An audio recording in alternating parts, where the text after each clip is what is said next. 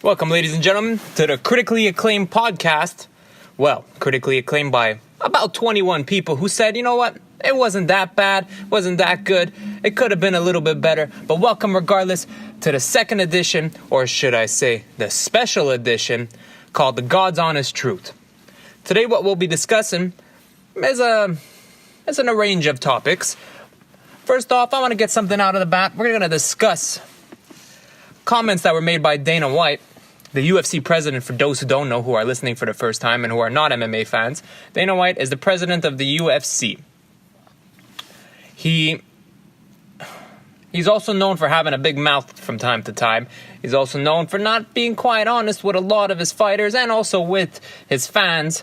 But in this case, he said something quite interesting in regards to UFC lightweight champion, or should I say UFC interim lightweight champion, Tony Ferguson, aka the man who's on an 11 fight win streak and has yet to fight Conor McGregor, the quote lightweight champion, end quotes.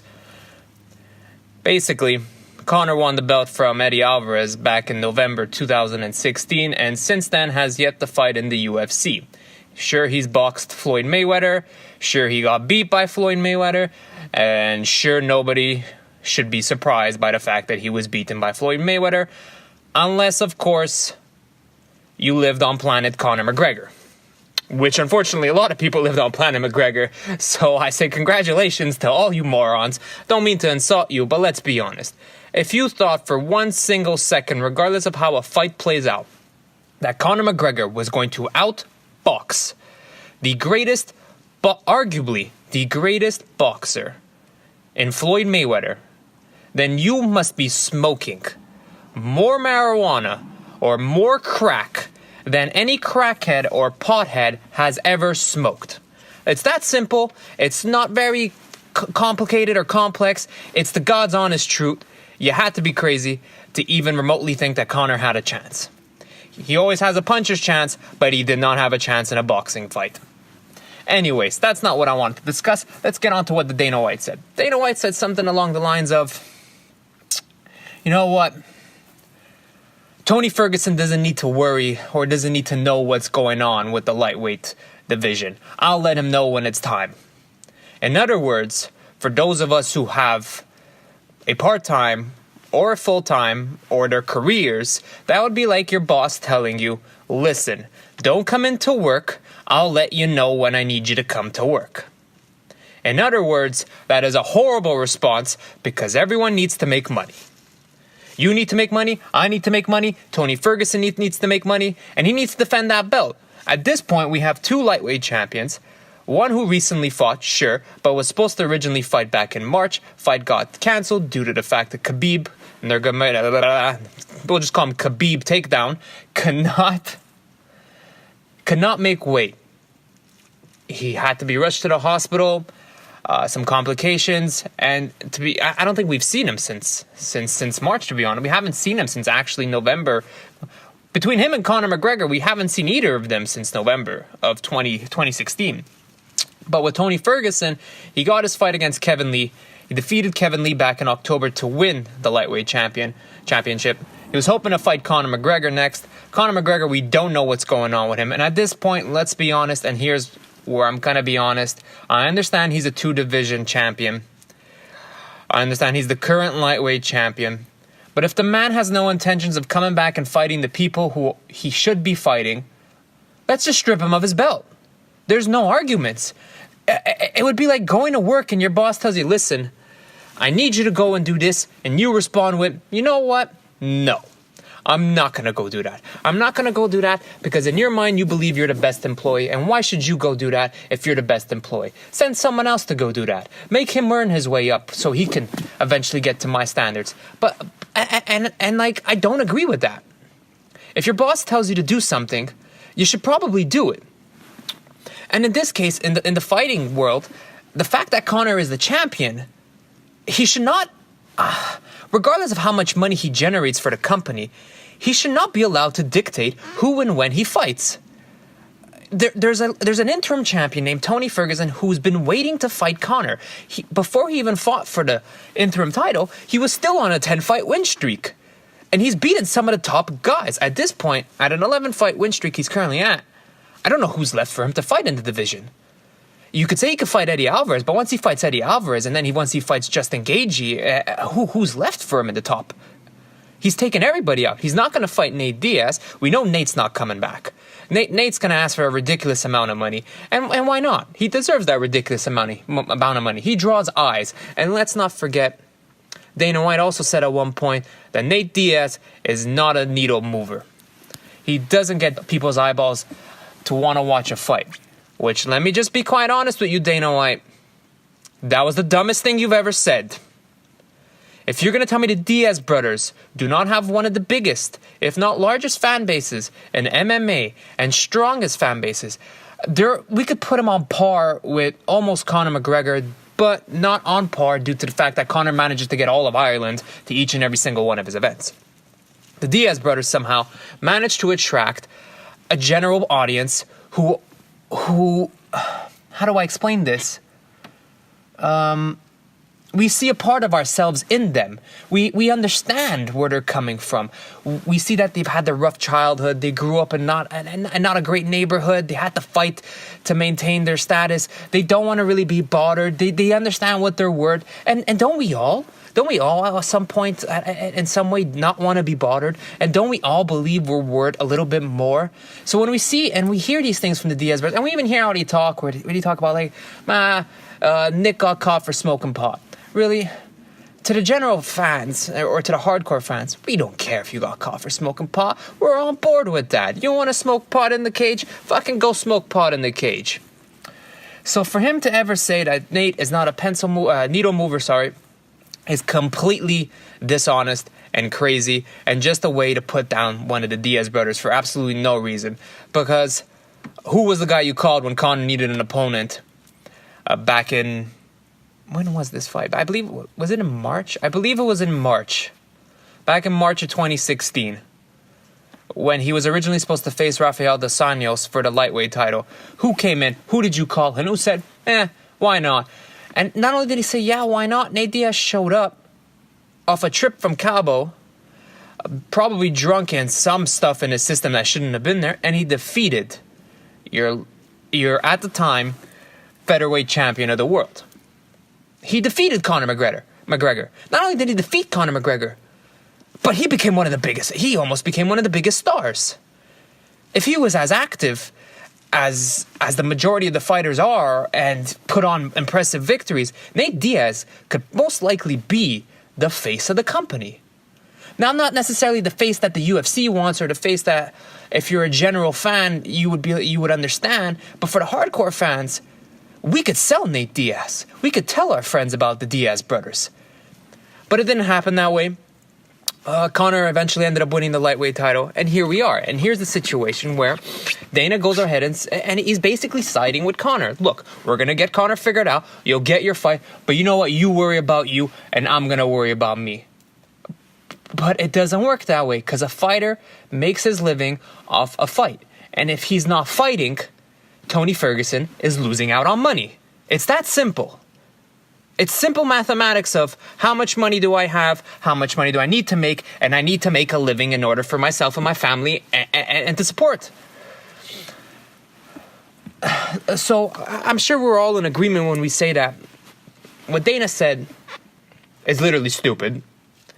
And at this point, the fact that he's been over a year, and it was going to be more than a year, Conor McGregor should, plain and simple, be stripped of the title. Tony Ferguson should be announced as the official lightweight champion. And if Conor decides to return and he would like to reclaim his title, he could go ahead and fight Tony Ferguson.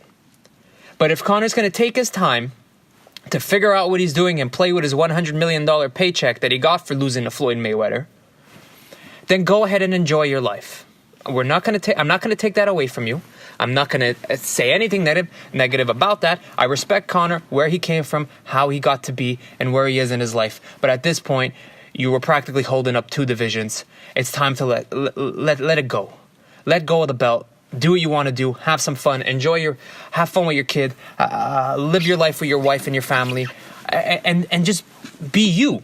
And if fighting really is in your blood and is in your passion, then either A, accept the fight with Tony Ferguson, or B, just relinquish the title. Look at George.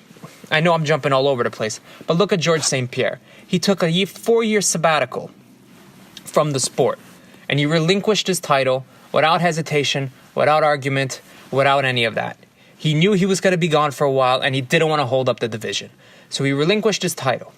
Now, Conor, you should do the same. And it's only logical that you should no one's ever going to discredit or argue against the fact that you are or were at one point or another the lightweight and the featherweight champion at the same time. You've done something incredible. You've done something that only few men have done, such as David Branch, who was former WSOF, light heavyweight and middleweight champion, and another man back in one championship. I don't want to butcher his name, but he is the current featherweight and lightweight champion, and he is also going for the welterweight title. I believe it is the welterweight title. If it's not, he's definitely going for the bantamweight title. He's going for his third title to hold 3 titles simultaneously. He's looking to become the first man to ever hold 3 titles. But he's active. So we have no problem with that. If you're an active fighter and you're going to win all these belts and you're going to defend these belts, fantastic. If you're going to win all these belts and just chill with them in your backyard, then listen, you got to let it go. Some people want a shot at that belt, and some people are tired of calling out a guy who doesn't even respond. A guy who says, you got to beg for it. Look, Conor, we understand the level that you're at. We understand you're on the top of the game. We understand you're at the top of the food chain. But you can't be telling people you got to work for it, because they have worked just as hard as you have, and they have worked, if not harder, in trying to either reassess their careers and regain the momentum that they may have lost in a loss, as you have also, to get to the spot where they have earned the right to fight against you, to fight you. There are 3 men who have earned the right to fight you. Tony Ferguson is one. Khabib is another one. And the third, I don't know if there's a third, to be honest. I don't know why I said 3. But the third, actually, no, there is a third. I'm going to go ahead and say, depending on what occurs this weekend at UFC 218, Jose Aldo deserves a rematch against Conor McGregor. Aldo's first loss in almost 10 years, if not 6, was to Conor McGregor in 13 seconds. We know about these 13 seconds. The whole world knows about these 13 seconds. I'll never forget about these 13 seconds because I lost quite a lot of money betting on Aldo that night. But Aldo does, and in my honest opinion, and I'm sure a lot of people may not agree, but if they do, fantastic. We're on the same page that Aldo does indeed deserve another crack at Conor. Let's see what happens. Hey, if he gets knocked down in 13 seconds again, well, I guess what? I guess Conor really is the better man. But if he puts on a performance and he looks fantastic and he looks like Aldo and he takes him to the later rounds and he's able to do all sorts of things and it's a competitive fight, then was it not worth it in the end? The man was the champion for the longest period of time at featherweight, lost the belt, never even had the opportunity, as most fighters would, to invoke his immediate rematch clause. And I understand he didn't have the opportunity because Conor ran away to lightweight.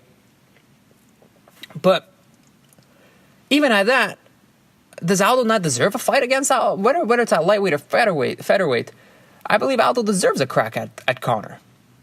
But once again, let's see what happens this weekend at UFC 218 when Jose Aldo steps in on short notice against the man who defeated him not too long ago, actually, Max Holloway, another man who's on I believe a 10 or 11 fight win streak. Another man who's been tearing it up, and another man, unfortunately, who did also lose to Conor McGregor. But he lost him by decision. Argument could be made that Conor was the fight ended in decision due to the fact that Conor was injured and he was not able to put him away. But at the same time, my argument could be made that Max Holloway is one of the toughest guys at featherweight. And to put him away, it's going to require a lot of work. You got to be one of the toughest men in the entire division to put him away. Because Holloway is one of the best scrappers, and he's also very, very legit in his grappling, very legit in his submission skills. and his stand-up sometimes may look awkward, but he's very precise in his technique. So now,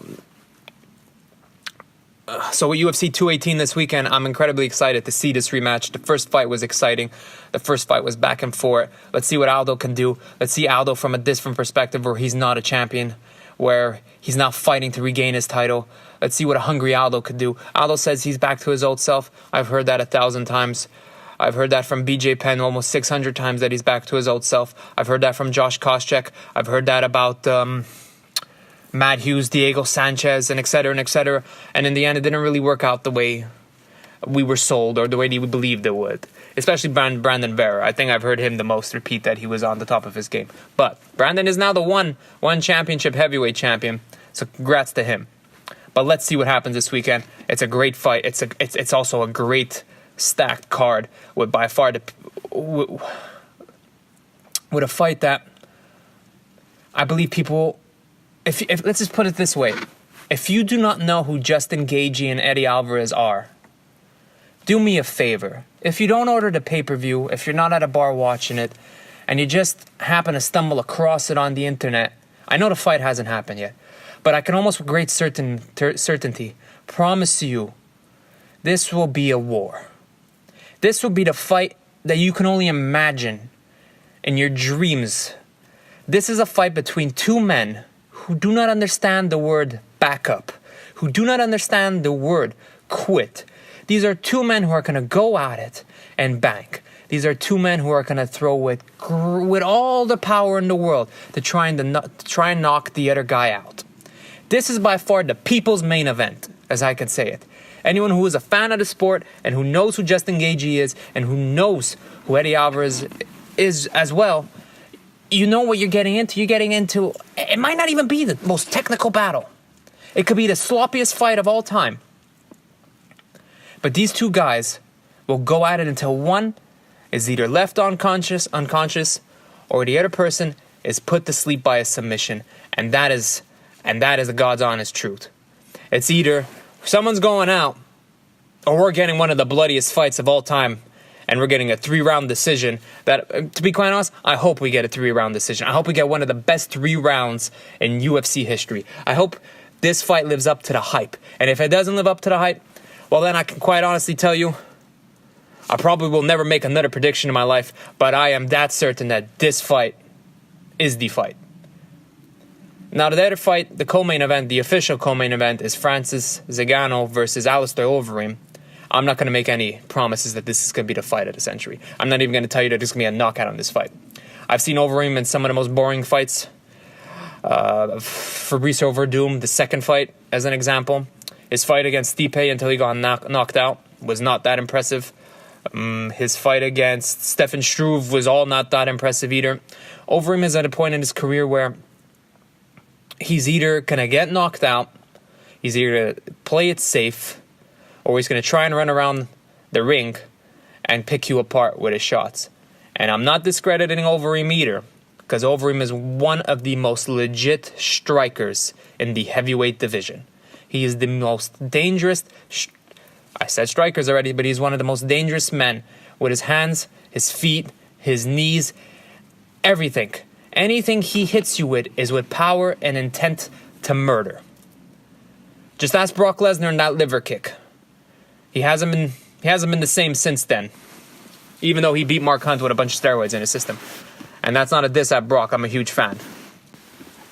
But what can I say about Alistair Overeem? This man is a K1 elite level striker, several-time champion in almost every single organization he's ever fought in, with the exception of the UFC. He's yet to win the big one. He's had his opportunity against Stipe. Unfortunately got knocked out. The last couple of fights, his chin hasn't really held up the way he used to. So this poses an interesting question, because now he's going up against an elite level striker also, and Francis Ngannou, who's very young. Some people could say he's still green, and this is his toughest test to date. He's getting a veteran in Alistair Overeem. And this is the kind of fight that we're going to see. What does Francis What does he have? What is he made of? Can he handle fighting an elite level opponent? What is it like fighting a top 10 guy? He's fighting a top 10 guy. He's fighting a guy who's dangerous regardless of how his career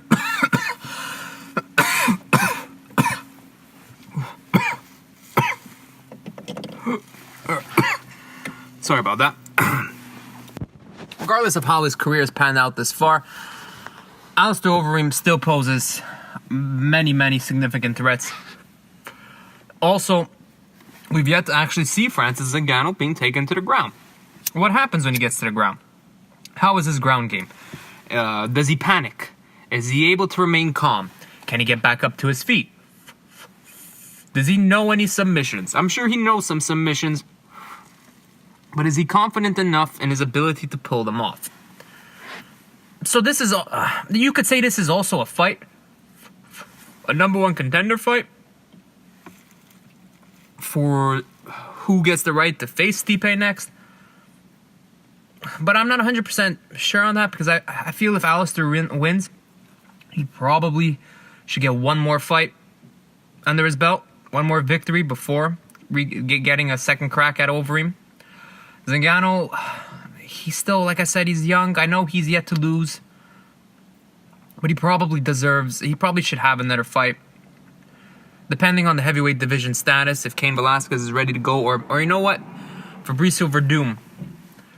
If Fabricio is ready to go first, I don't think Ngannou's going to get the next crack.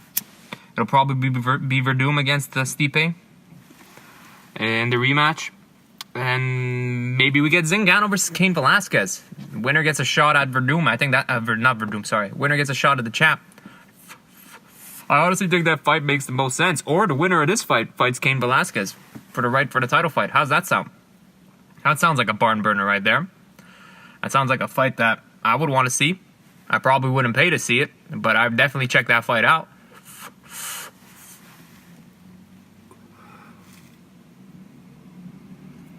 So it's going to be very interesting to see what happens. I just don't think that that Verdum's chin's going to be able to hold up against Ngannou's power. I don't know if it's just going to be a finish. I feel that if I had to, I'd probably lean towards Ngannou for being young, for still being untested, basically. His chin has yet to take any damage. So if I were to put any money, or if I were to look at anything, I would probably... My suggestion would be Francis Ngannou for this fight. I would say Ngannou this fight.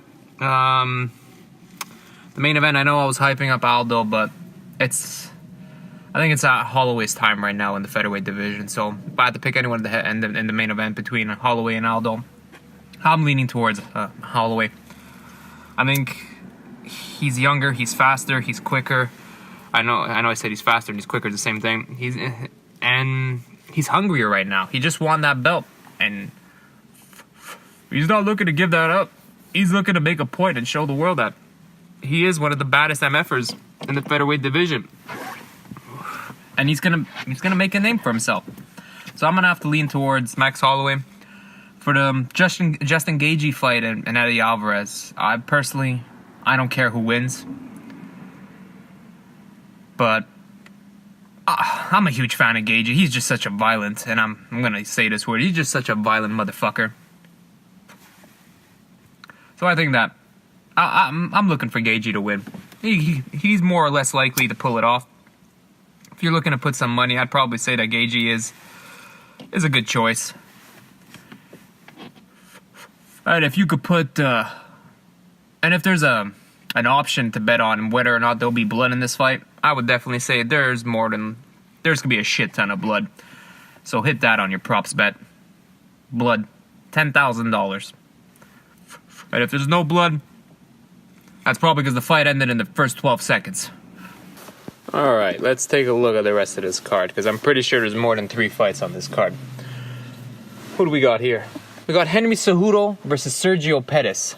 That's a fight that's flying under the radar right there. I don't know how no one's not talking about this fight. This is an exciting matchup between two two men who could argue for the next shot at the title if it's not TJ Dillashaw. And the title that I'm referring to is the flyweight title, currently being held by Demetrius Johnson. I think he broke the record. He's tied at the record right now.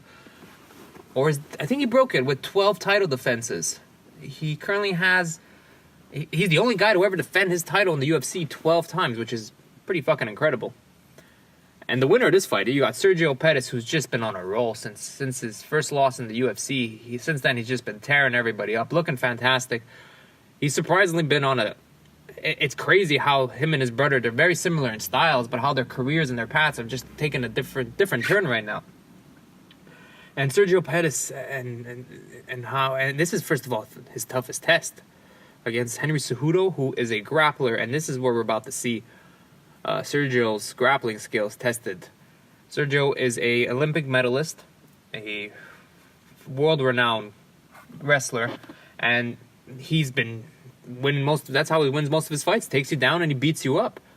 His last fight, he looked fantastic, though, on his feet. So it's going to be interesting because what happens sometimes is that a wrestler will come into the UFC, they'll win a majority of their fights by wrestling. They'll take you down. They'll beat you up. They'll sub you. Or maybe sometimes they'll drag it to the decision. Usually they drag it to decision. And then at a point in their career, they suffer a loss. And they suffer this loss because the guy was able to stop their wrestling. And now what do you do? What do you do when a fighter is better than you at the game that you're supposed to be good at? So you came in and you were tearing people up with your grappling.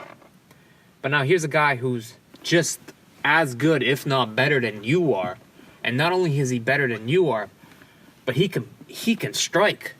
And he can do the one thing that you're pretty decent at. And Henry Cejudo's striking early on in his career wasn't the best. We'll put it that way.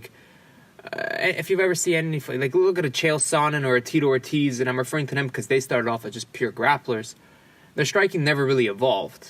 You look at it and you can see elite level striking on other guy. You'll understand once you see an elite level striker, take a Carlos Condit for example, and you see the way he flows, and the way he moves, the way his punches are thrown, and it's all with almost precision, and nothing looks goofy, or nothing really looks. How do I put this? Looks like he's just swinging for the fences, that kind of thing. And the wrestlers, the problem is that they come in and that's how they're doing, is they're swinging for the fences because they're trying to put all that power that they have from shooting for a double leg into their right hand or left hand. And Cejudo's striking kind of resembled that in the beginning. And Demetrius was able to pick him apart on his feet. Demetrius was able to finish him with a knee to the body right away in the first round. And it was just... It was pretty much shattering for him, and then the fight against Joseph Benavidez, he suffered another loss. The majority of this fight once again was played out on his feet. It went 3 rounds. He suffered a decision loss, which was a very close fight. You can't really argue that he won the fight, but you could understand that he wasn't ever outclassed. It's just that Benavidez was a little bit better and a little bit faster. Then his last fight, Cejudo showed some impressive striking. And here's where my problem is. Now, a man who just had great success on his feet against Benavidez, lost, and then finished his last opponent with his stand-up. He's now coming in against a guy in Sergio Pettis whose main thing that he's good at is striking. This guy can hit from all angles. Will Cejudo come in wanting to strike? Does he now have a newfound love and the ability to finish fights? Does he now enjoy that feeling of punching another man in the face and them going out and the fight being over? And it's happened to a lot of guys. A lot of guys come in. Damian Maia came in after one knockout when he finished one guy, and he suddenly thought he was a striker, and he was embarrassed.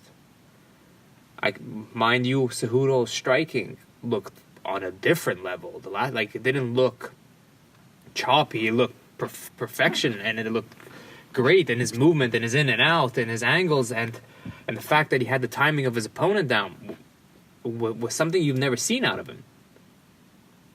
But his opponent also wasn't an elite level striker, and I'm not trying to put him down. Like, he doesn't have the pedestal that Sergio Pettis is coming in at. So it's going to be interesting to see this fight play out. Does Cejudo decide to stand? Decide to really test the striking improvement? Or does he take it to the ground? And do we get to see Sergio's brown belt put to work? Do we get to see just what he's made of? Because now he's about to go down there with one of the best grapplers and a guy who